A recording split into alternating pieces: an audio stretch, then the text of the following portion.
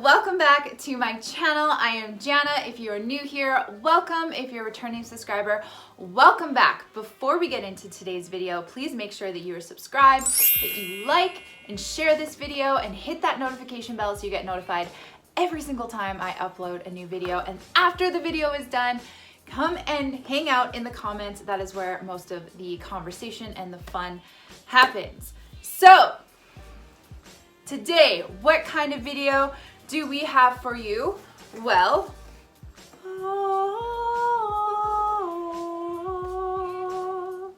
yes, a mukbang and story time. And I know you must be thinking, well, Jana, didn't you just do a whole video on how mukbangs are bad and people shouldn't do them and they should be blocked off of YouTube? Yes, you are correct. In fact, I did indeed do a video all about how mukbangs are terrible. Actually, that's wrong. I didn't do a video about how mukbangs are terrible. I did a video on how the evolution of mukbangs is terrible. I am here to completely give mukbangs back their good name. I'm gonna have a conversation, I'm gonna enjoy a meal, and this wonderful, delicious, amazing Domino. What the? I ordered a pizza. This isn't a pizza. This is a healthy, extra lean, ground turkey stir fry with broccoli and green beans? What? Yes guys, I am here and I am going to do a healthy mukbang. I tricked you. I'm gonna be having my last meal of the day. Just got home from working at the veterinary office where I've currently been working for the last 2 weeks at my new job, which I absolutely love. And I'm gonna do a little bit of a story time because already within this 2 weeks, I've had some fun experiences and I'm gonna tell you about one of them. And yes, I am still coaching. Yes, I am still taking on clients. I love to pursue my passions, and you know what? Animals has always been a passion of mine. I actually did 2 years of career prep education in high school so that I could become an animal veterinarian technician. So that means I'm going to be going back to school at some point so that I can continue to pursue that dream because I love working with people. I love helping animals. I love spreading positivity and amazingness in the world. And while I do that, I am going to eat this delicious stir fry in mukbang style, and I'm gonna tell you about a fun little situation that I had going on. So without further ado, my lovely, lovely YouTube family, let's dive right in. I love eating healthy food. Cause I'm a good cook and it tastes so good. I ran out of words. All right, people. I don't get it. Like, more people aren't doing this. This is freaking amazing. I have 50 grams of cut up broccoli. I have 100 grams of green beans and 100 grams of extra lean ground turkey, all sauteed together in a low sugar teriyaki sauce. And you know what? This is amazing. I would pay money for this. I'm a good cook. All right, so I'm holding it up because I'm not a fancy pantsy professional mukbanger that's got like a table and shit. I'm just a regular person enjoying a conversation with their audience, eating a meal. And I wanted to share with you a really funny story that happened to me already at my new job, working as a veterinary office assistant, aka vet tech in training. So, okay. I'm not gonna say the name of the clinic that I'm working at, and I'm not gonna talk about any of my coworkers' names and things like that, because I do believe in respecting people's privacy. So I wanna make sure that I'm not violating anything, especially at working a new job. I don't want anybody to feel uncomfortable and think like, oh my God, don't talk to Jada. She's gonna go on YouTube and talk about it, right? By the way, I'm drinking water with the Perfect Sports Hyper Clear BCAAs, and this is the candied pineapple. It tastes really good because it does taste like those little candy pineapples. Super delicious. Anyways, what I was saying. Okay, so like 3 days ago, this owner comes in with his dog, and we need to run some blood tests. And part of being like a veterinary assistant is I assist the vet, and I also assist the vet techs that are certified and working there with helping animals, with holding them when we need to do blood work or when we need to sedate them for surgeries and stuff like that. So we needed to run some blood panels on this beautiful dog. I don't know what breed it was, but he was very big, and he was also quite old and very, very scared. Take a bite. So we had him in one of the exam rooms, and he was really nervous and really scared, and the owner was there, and it was this really nice gentleman, and he's obviously concerned about his dog, and he also knows that his dog is like really nervous and has some anxiety about being at the vet. So he's sitting in his chair, and he's like sitting with his legs apart, and his dog is in between his legs. And I never thought in a million years that this scenario would come to be. And so this dog is like flipping out, and his legs are going everywhere. Like, we couldn't get any sort of needle in him. He was just really, really spazzy. And he's a big dog, so he's moving around, and he keeps trying to like sneak underneath the chair of where his owner was. And so he gets himself wedged in between his owner, and my coworker's like, okay, so if you can just put your arm around him, that might keep him from getting away. Like, we need to calm him down. And he wouldn't lie down, and he's like, as soon as you would like go to reach for his paw, he would like start pulling it back, and he was just like, no way letting us at all near him. So his owner's got his collar, and he's trying to pet him, and I'm trying to pet his head, and I'm trying to pet his chest, and I'm trying to calm him down. The dog is moving around, and his anxiety is building because now he's like in a corner, and we don't like to do that, but sometimes we have to. And so I go to put my arm around, and I'm concerned about the dog, and I'm concerned about getting him to hold still so that we can run this blood panel. And if we can't even get like blood work, like needles for blood work in him, like there's no way that we can sedate him because he won't hold still. And sedating a dog just to do blood work is like really not ideal, because sedation, even when it's like minor sedation, is still stressful on the animal, and we don't want to put them through that. But we will if we have to, like if that's our last resort. And usually we try lots of things before that. So she's like, okay, I just really need you to hang on to him. And of course, now I want you to think about this.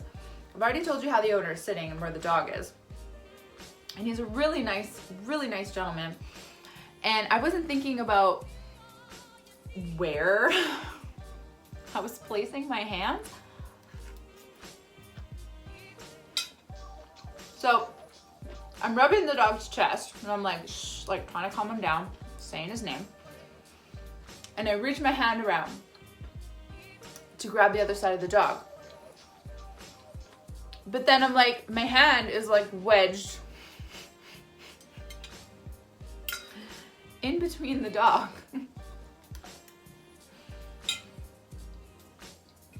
And the owner's male area. And I'm trying to keep him calm. And of course the dog is moving, so my hand is going like this. And I was feeling, and I noticed what was happening, and I was like, oh my God. I didn't say it, but I definitely was like, okay, I need to hang on to this dog. This dog is in an awkward position. I'm trying to drop hints that maybe we should like readjust how the dog is so that I can hang on to the dog without feeling like I'm violating the owner at the same time. And I noticed that as I'm trying to hang on to him, the owner's kind of like shifting a little funny. Well, I bumped my camera. And he's trying not to like, and his face is going red. And he's trying like not to seem like it's an issue or just trying to notice. And I'm just like trying to hang on to this dog, and I'm going like this, and I'm right by the owner's parts. And my face is going red, and I'm like, I don't know what to do. I need to hang on to this dog. And finally, we get the dog to be still enough for us to prick him to get his blood sample. However, my hand got wedged right between the dog and this guy's junk. And I was like, okay, that happened, and I'm just gonna pretend it didn't, and I'm just going to act like it's a normal day. And so we got up, and I was like, okay, bye buddy, and I was like, have a good day, and he was like, yeah, thanks. It was so awkward. And in those cases, it's like, you just do your best and try to be like as respectful as possible. But oh my God, it was just so embarrassing, because I'm like trying to signal to my coworker, like, maybe we should like move him over here. Like, I could get a better grip on him if we can move him over here. I don't think she got the hint. Oh man, it was just so embarrassing. I'm like, oh, I had to be that person who was accidentally touching someone else's junk for at least 5 to 10 minutes while we tried to get this dog to settle down.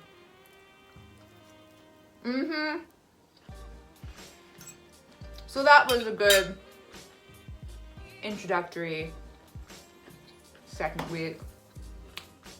Dive right in. But I did want to talk a little bit more about just how much I love it. And I really want you guys to know, like, or I really want to know if you guys enjoy these types of conversations. Like, do you guys want me to talk more about my vet assistant job and like what I'm going to be doing like for school? I have some upgrading to do, but like, do you guys want to hear more about these office stories and things like that? Because I would totally be open to talking about it, maybe doing some healthy mukbangs, and talking to you guys more about, you know, my other part of my life that isn't just all fitness and health. But I am going to be coming out with a video very soon on how to eat healthy while you work a busy job, because that was something that I had to learn how to do. Was I basically had to redo my whole schedule. Like, when I talk to my clients, when I'm writing programs, when I'm eating, when I'm training, all of that kind of stuff had to change when I took this job on, because it is full-time, Monday to Friday, 8 to 5. I'm at the office and I get one lunch hour, 1 hour lunch break. And so I've had to completely change how I eat, what types of food I'm eating and when. So if you guys would like to know more about how I did that and what kind of changes I've made while still working towards my progress, while still reverse dieting, then let me know in the comments below, because I would love to share that with you guys, because I know many of you work busy jobs. A lot of my clients are nurses. So once I started this, I was like, I'm basically a nurse for an animal, and I get it now. Like, I get when my nurse clients are like, I'm so busy, and I had to basically take my own advice, like what I would normally tell them, and start applying it to my own situation. And I'm like, okay, yeah, I have a way better understanding. Like, I've used to shoot like really long hours for weddings, like 12, 13, sometimes 15-hour long weddings, and this was a lot of the same, but I did have to change kind of a little bit like what my meals were like and when, and just kind of figuring out what my macros are going to be and all that kind of stuff. So this is actually my last meal of the day. My last meal usually happens around 7, which I like because I like to go to bed with a nice light stomach. I don't like going to bed feeling like I'm really full or I've had a whole lot of food. I don't like waking up in the morning and feeling sluggish from having too much food before bed. I'm usually ravenous first thing in the morning.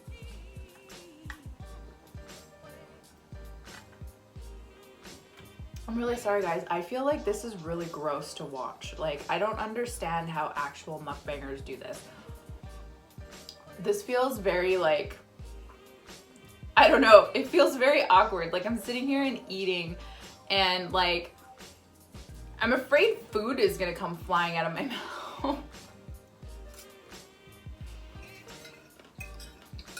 I don't think watching people eat is very appetizing. I don't know. It feels very weird to be sitting in front of a camera and just eating. But hey, if this helps me set a good example, if this helps me show people that eating healthy is delicious and that it doesn't need to be copious amounts of food, I'll eat in front of a camera. I mean, I was gonna eat it anyway, so might as well show you guys what I'm eating. Like, do I actually just sit here and finish this in front of you? Like, is that a thing? I know some of you guys are gonna be asking about the pizza box. Once a week, we do like treat day in my house. And we just switched it from Friday to Thursday, but I usually don't participate in treat day because I am still reverse dieting. So my boys got pizza. I'm eating my regular food. No, I'm not tempted to it. I like to plan what my free meals are going to be. And I absolutely love pizza. But I've been really drawn towards having other things like sushi instead, or like a tuna poke bowl with rice or something like that. So I don't feel like inclined to go and eat the pizza. I already put it away in a container. My son had his pieces. I usually give him 2 very small pieces with like a side of vegetables. He loves cucumbers, like he loves vegetables, which I am really happy he does. And then I put the others away for my husband's lunches, and then I just eat my regular meal. Sometimes I'll have a bite if I just want to taste, but that's the whole point, is like building that relationship with food, is knowing when to stop, when to indulge, you know. And I love pizza, but I didn't want pizza this week, so I'm like, meh, whatever. I don't know what I'm gonna have, if I have anything this week. Sometimes I skip a week. But then again, I'm still reverse dieting, so I have to be very careful with what I'm eating and when. So, I'm so full. Okay. Alright guys, thank you so much for joining me for this healthy mukbang. If you enjoyed it, please let me know in the comments below. If you have any questions at all, health, fitness, nutrition related, anything to do with my new job, please go ahead and ask it down below. Maybe I'll do a Q&A for you guys all about my new job or just how to do things, but I would love to hear from you. And please don't forget to subscribe so that I can keep seeing your wonderful face here and around my channel. Thanks again for watching, and I'll see you guys in the next video. Bye.